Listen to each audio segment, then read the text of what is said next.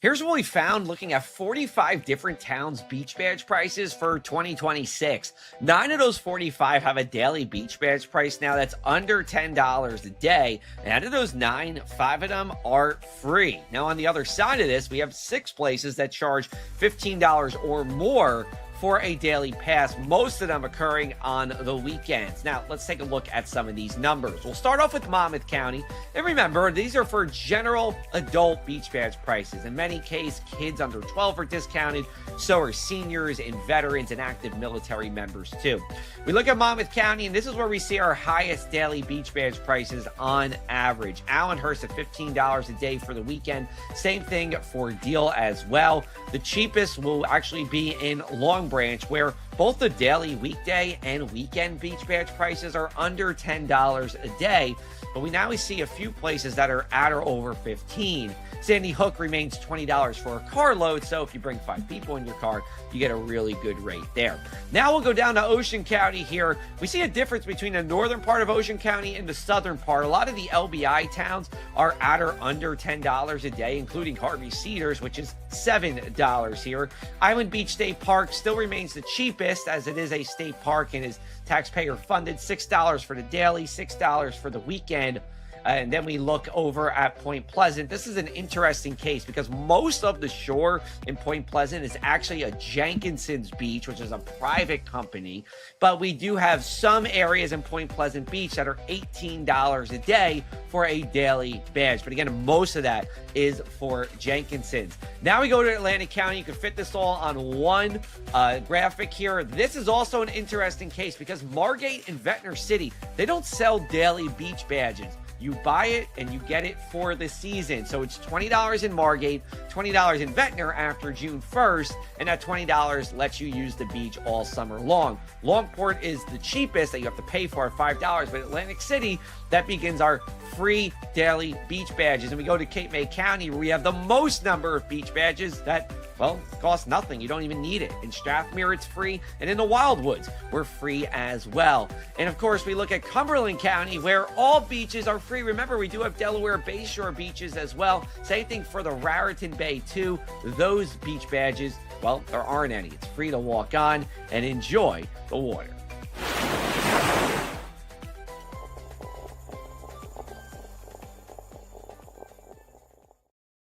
Here are 5 National Hurricane Center updates that they have for you this hurricane season. Weather Call will call, text, or email you when tornado and severe thunderstorm warnings hit your area. Sign up for just $15 a year at the link in this description. Number 1, inland tropical alerts are now shown on the forecast cone. This is our most important and our most popular graphic. You've probably seen that cone before. But look at where those colors are in the state of Florida. They're everywhere. Orlando, places well inland.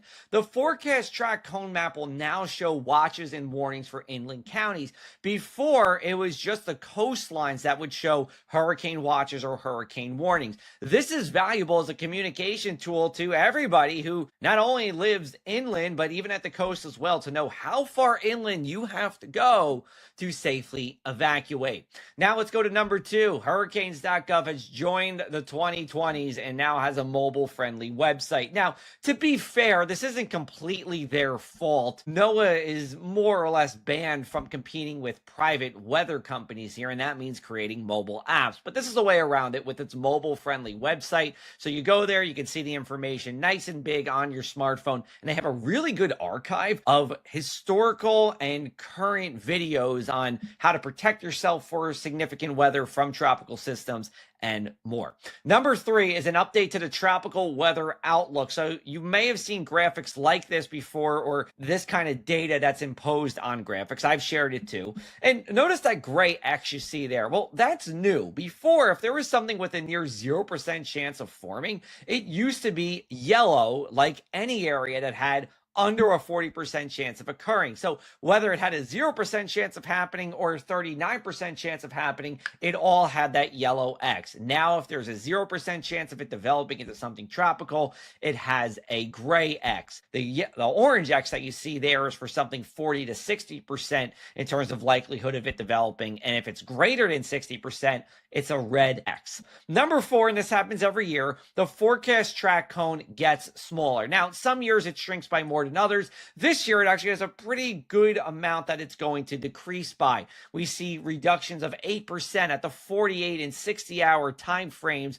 and even a 7% reduction 120 hours out. This is great. This means we've had more accurate forecasts in the past 5 years. That's what they use, the National Hurricane Center used to determine what the size of the track forecast cone is, not only for the Atlantic Basin, but the Eastern and Central North Pacific basins, where we've seen a reduction as well. Now, keep in mind, this only shows where the eye of the storm is forecast to be, not the impacts, just the eye. And there's a 2/3 probability of the storm's eye being within the cone. Now, if you followed me before, you know I said I think we could do better than that now. We've gotten so good with our forecasting, and the National Hurricane Center is introducing something that could change the way we talk about the forecast of storms for the next 20 years. This, in my opinion, is the biggest change we have seen in years, and this is an experimental product showing an elliptical shaped cone. Now, why are we showing an ellipse? Well, over time, we've realized that we've gotten better with the forecasting of the timing of the storm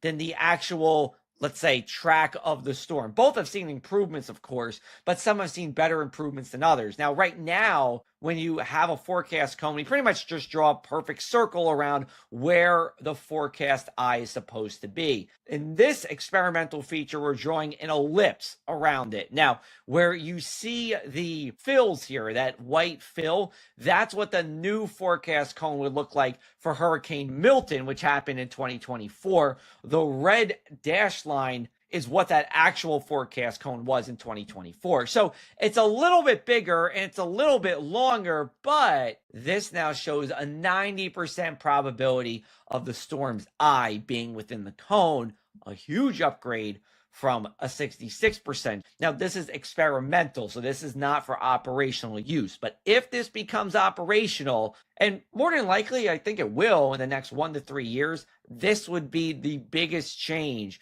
to the way hurricane season happens in terms of what the National Hurricane Center puts out in at least 15 to 20 years.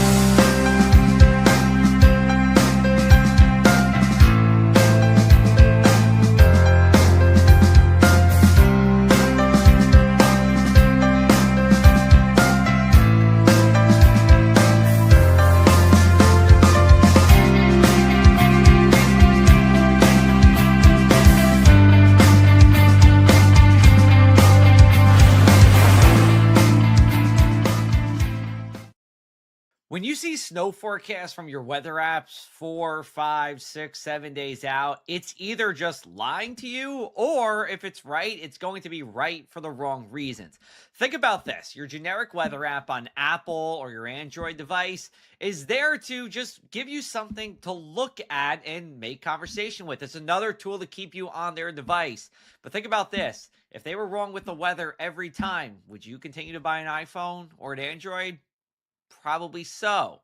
If I was wrong every time with my forecast, would you continue to use me and pay me for my forecasts and weather support? You wouldn't. They have no responsibility to you, and therefore they can put out whatever weather forecast the computer algorithm just spits out. Now, I'm not anti technology, I'm all about it, but you still need the human input. Think about this: you call 1 800 number, and you just usually call the 1 800 number to talk to the human. Well, going to the weather app, that generic weather app, is like calling the 1 800 number and only getting prompts, and you can't press zero to get to the human. A meteorologist, you're pressing zero to get to the human and get answered the questions that you need here. So, generic weather apps, don't use them. I delete them off my phone. That's probably one of the first things I do when I get a new phone. You always want to make sure you're using a source that has human input into it. There are some weather apps out there that do that. The Everything Weather app takes the National Weather Service forecast data and puts it there for you. And that's all human curated. They do every spot in the United States, Guam, Puerto Rico, and more. And of course, you can always turn to us, your local friendly meteorologist. And bonus points if you follow somebody or give your money to somebody who's a either certified digital meteorologist by the American Meteorological Society or a certified broadcast meteorologist by the American Meteorological Society. But those generic weather apps got to go. They're not helpful to you in this situation, and there's a reason for that.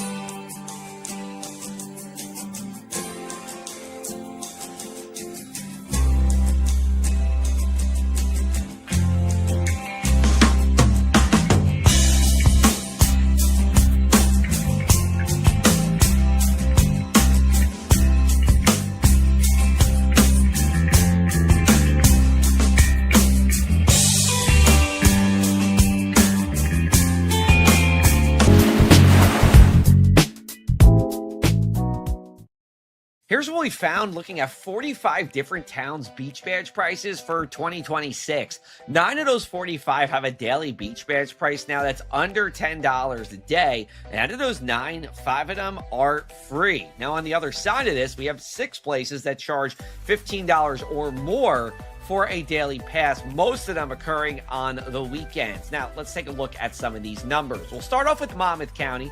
And remember, these are for general adult beach badge prices. In many cases, kids under 12 are discounted.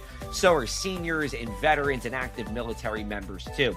We look at Monmouth County, and this is where we see our highest daily beach badge prices on average. Allenhurst at $15 a day for the weekend. Same thing for Deal as well. The cheapest will actually be in Long Branch, where both the daily weekday and weekend beach badge prices are under $10 a day, but we now see a few places that are at or over $15. Sandy Hook remains $20 for a carload, so if you bring 5 people in your car, you get a really good rate there. Now